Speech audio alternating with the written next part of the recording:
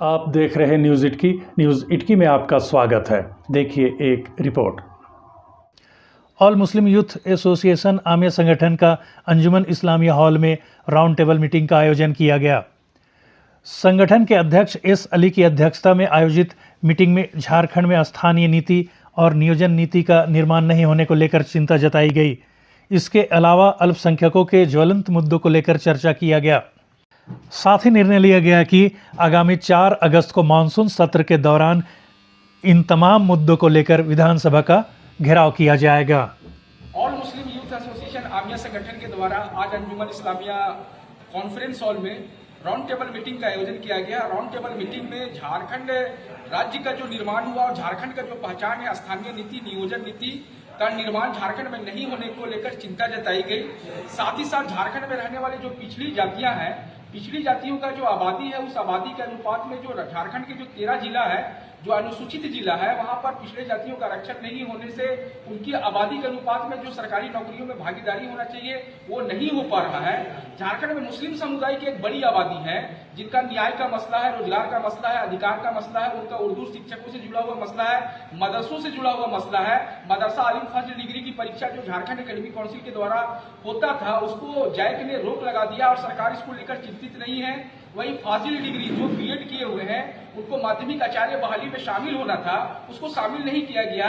मदरसा वाले अभ्यर्थी परेशान हैं, सरकार को अवगत कराया गया लेकिन उस पर कोई पहल नहीं हो रहा है।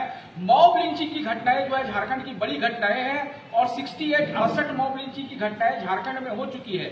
2021 में विधेयक सरकार के द्वारा बनाया गया था लेकिन 2022 में राज्यपाल ने उस विधेयक को वापस करते हुए संशोधन करने को कहा था, लेकिन 3 साल हो गया अब तक उस पर संशोधन नहीं हुआ है। तो लोगों में मॉब लिंचिंग को लेकर गुस्सा है, खास करके मुस्लिम समुदाय में इस मामले को लेकर काफी आक्रोश है। उर्दू एकेडमी गठन का जो है मामला जो है दफ्तरों में जो है चक्कर काट रहा है। जो स्टूडेंट हैं मुस्लिम समुदाय के, अल्पसंख्यक समुदाय का, जिनका जीपीएससी यूपीएससी रेलवे बैंकिंग और दूसरी जो नियुक्ति परीक्षाओं में शामिल होना था, उनके लिए जो कोचिंग संचालन करना था हज हाउस कड़रू में, तो अब तक उस पर जो है कोई काम नहीं हो रहा है। उसी प्रकार आप देखिएगा कि जो रांची से जो हज यात्रा में जो लोग बिरसा मुंडा एयरपोर्ट से जाया करते थे उसको जो है 2019 के बाद से बंद कर दिया गया है। सरकार की तरफ से झारखंड के हाजी रांची से हज यात्रा में जाए उसको लेकर कोई पहल नहीं है। झारखंड में मुस्लिम समुदाय का जो कई धार्मिक स्थल है, कई ऐतिहासिक स्थल है जो सरकार की जमीन पर और वो सरकार की जमीन पर अभी है, लेकिन देश की आजादी से पहले उसको जमींदार जागीरदार राजा महाराजाओं के द्वारा दिया गया, तो उसका भूमि पट्टा आवंटन करने का मामला है। ऐसे कई मसले हैं। मुस्लिम समुदाय में बेकारी और बेरोजगारी है, उसको ट्रेनिंग देने के लिए, उसको रोजगार देने के लिए, उसको स्वरोजगार से जोड़ने के लिए सरकार की तरफ से कोई पहल नहीं किया जा रहा है। तो इन सारे सवालों को लेकर चर्चा हुई।